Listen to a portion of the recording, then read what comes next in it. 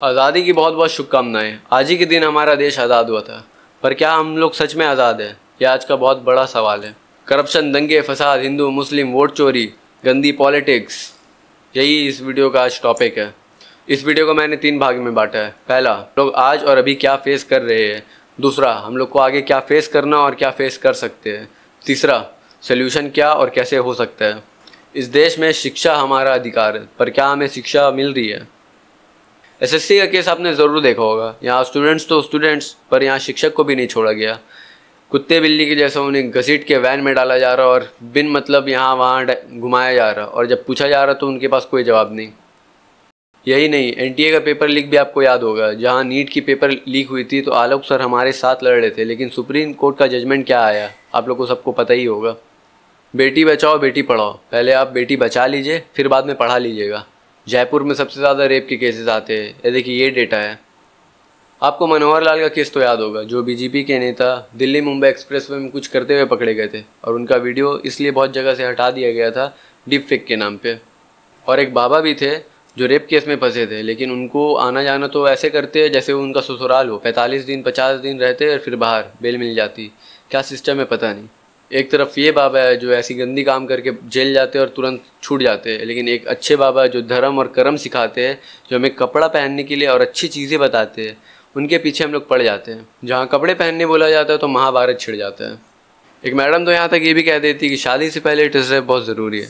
तो मैडम आपसे यही कहना चाहेंगे कि हम लोग टेस्ट ड्राइव लेते हैं, गाड़ी के कितने बड़े बड़े अच्छे अच्छे फीचर्स है सब एक्सप्लोर करते हैं। गाड़ी फुल्ली ऑटोमेटिक भी चाहिए, लेकिन हम गाड़ी टेस्ट ड्राइव वाली 100 लोगों की चलाई भी नहीं, नई गाड़ी लेना पसंद करते हैं। यहाँ गलती हमारी है। जब ऐसे लोग इस टाइप का वीडियो बना के सोशल मीडिया पर डालते हैं तो हमें भी वीडियो को रिस्पॉन्ड करते हुए वीडियो के थ्रू ही आंसर देना चाहिए ऐसे लोगों को।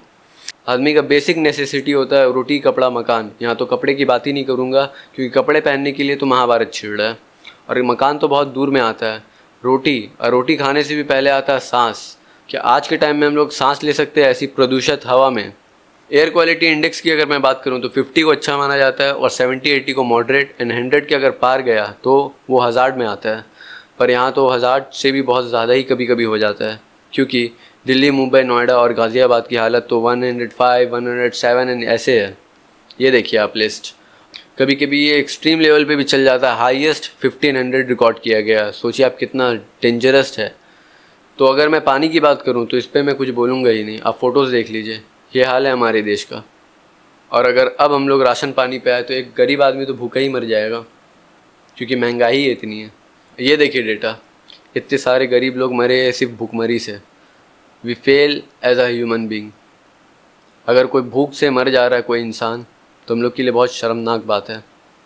तो अब आ जाते हैं बिजली, road, highways, flyovers, hospitality and petrol. Petrol में भी समझने से एक नया स्कैम है। पेट्रोल में अगर 20% एथेनॉल मिला रहे हैं तो इंजन एंड माइलेज दोनों पे असर डाला जा रहा है। अप्रॉक्सीमेटली 100 रुपये पेट्रोल हो गया आज एथेनॉल मिलाने के बावजूद, और 6.70 पर यूनिट बिजली।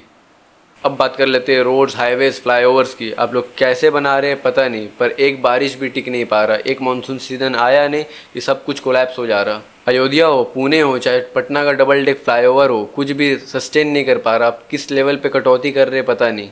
सुनिए, ये जो घूस खाते हैं ये उनके लिए, ये आपका बाप का पैसा नहीं, ये हमारा पैसा है, हम जनते लोग का पैसा है। हम लोग 9 to 5 खटते हैं, फिर सैलरी आने के बाद उसमें से टैक्स देते हैं, रोड टैक्स, होल्डिंग टैक्स, ना जाने कौन कौन सा टैक्स देते, और फिर जाके हमें ये मिलता है। ये हमारा पैसा है, तो इसका मिसयूज़ नहीं करिए आप लोग।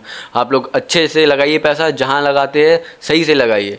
आप लोग रोड नहीं बना रहे हो, आप लोग मजाक कर रहे हो। आप लोग रोड बना लेने के बाद याद आता है कि पानी का पाइप नहीं डाले, फिर खोदते हो, फिर डालते हो पाइप। अरे नहीं, ब्लू नहीं डालना था, ग्रीन डालना था, फिर खोदते हो, फिर बनाते हो। ऐसे कर करके रोड का वाट लगा देते हो। एक बार में आप लोग को याद नहीं आता है। नहीं मतलब रोड में आप लोग कौन सा मटेरियल यूज़ करते हो जो इतना जल्दी रोड ख़राब हो जाता है? कुत्ता आके खा जाता है। अच्छा, कुत्ते से याद आया, या आप लोग जो डॉग्स वाली न्यूज़ दिखा रहे हो, ठीक है आप लोग शेल्टर में डाल दोगे, लेकिन उसको वैक्सीनेट भी तो कर सकते हो। आप लोग जानते हो कि हमारा सेंटिमेंट इससे हर्ट होगा, और हम लोग इस पर वीडियो बनाएंगे ताकि रियल मुद्दा जो है उससे हट के हम लोग डॉग्स पे शिफ्ट हो जाए। राहुल गांधी जी ने इतना बड़ा खुलासा किया वोट चोरी को लेके, लेकिन क्या मीडिया उसको कवर कर रही? बिल्कुल नहीं कर रही। उसके बदले कुछ और न्यूज़ दिखाया जा रहा है, मैनिपुलेट किया जा रहा है हम लोग को। एक एक वोट हम लोग का बहुत ज़्यादा इंपॉर्टेंट होता है। एक वोट से कोई जीतता भी है और कोई हारता भी है। तो प्लीज़, अब शुरू होता है वीडियो को सेकंड पार्ट। हम लोग को आगे क्या फेस करना और क्या फेस कर सकते हैं।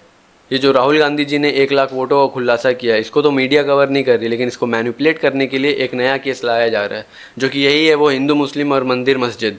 तो अभी यूपी में एक मस्जिद को मंदिर बताया जा रहा है, पता नहीं वहाँ से त्रिशूल और मूर्तियाँ कहाँ से आ गई, लेकिन ना तो वो मस्जिद है ना तो वो मंदिर है, वो एक दरगाह है।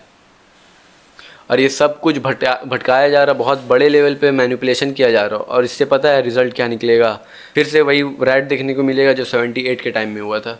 अब माहौल को इस लेवल पे ख़राब कर दिया गया है कि अब रैट्स दिख सकता है, तो रैट में किसका जान जाएगा, हम जैसे नॉर्मल लोगों का। तो अपना कल यूज़ करो, और तो आप लोग इंसान हो, अपना दिमाग यूज़ करो, क्योंकि कोई भी धर्म कभी भी मार काट नहीं सिखाता, ना वो हिंदू, ना मुस्लिम, ना सिख, ना पंजाबी, ना बुद्धिज़्म, कोई भी नहीं।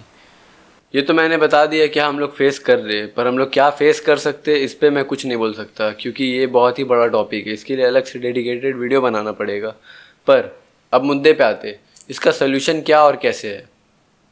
इसका सलूशन बड़ा ही आसान है, हम लोग होमोसेपियंस हैं, बस हमें नॉर्मल इंसान की तरह सोचना है, क्या सही क्या गलत हमें सब पता है।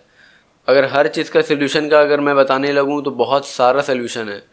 सलूशन ये है कि करप्शन कभी इंडिया से ख़त्म हो ही नहीं सकता, बस कम हो सकता है। सलूशन ये है कि हम लोग अपना काम ईमानदारी से करें, अगर बिना किसी को देखे हुए खुद का काम ईमानदारी से करें, और सिर्फ 70% भी दे, 100% देने की बिल्कुल ज़रूरत नहीं है, क्योंकि करप्शन कभी इंडिया से जा नहीं सकता, सिर्फ कम हो सकता है। अगर हम लोग 70% दे के भी काम करते हैं कुछ, इंडिया का हाल बहुत ज़्यादा बदल सकता है। सल्यूशन ये भी है कि अगर हम लोग छोटी छोटी चीज़ें, माइक्रो लेवल की चीज़ें भी अगर सोच समझ के सीरियस होकर करें तो देश का बहुत कुछ हो सकता है, बिना किसी चीज़ को नज़रअंदाज किए हुए या छोटा समझना। छोटे मोटे गड्ढे अगर आप भर सकते हो। सल्यूशन ये भी है कि अगर तुम छोटी मोटी चीज़ें भी कर सकते हो तो कर दो। एक सड़क से पत्थर भी हटा सकते हो तो हटा दो उसको, क्योंकि उससे किसी की जान भी बच सकती है। सल्यूशन ये भी है कि तुम गरीब को एक टाइम का खाना खिला दो। सल्यूशन ये भी है कि तुम साल में 1 या 7 पेड़ लगा दो।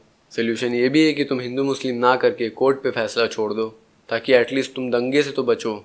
और अगर रैट्स दंगे फसाद हुए तो करोड़ों की प्रॉपर्टी चलेगी, डिज़ास्टर हो जाएगा, किसी का कुछ नहीं जाएगा, मासूम की जान जाएगी, बस गरीब और मिडिल क्लास ही फंस जाएंगे, बाकी जो बचने वाले हैं आप समझदार हो। सॉल्यूशंस तो बहुत सारे हैं, लेकिन प्रॉब्लम का सही सॉल्यूशन निकालना ये हम इंसान को बहुत अलग बनाता है। तो मैं बस यही चाहता हूँ कि पीसफुल इंडिया बने रहे, और मेरा सरकार से यही सवाल है कि क्या आपने अच्छी सरकार बनाई, क्या आपने अच्छा सिस्टम बनाया? ? जय हिंद, जय भारत।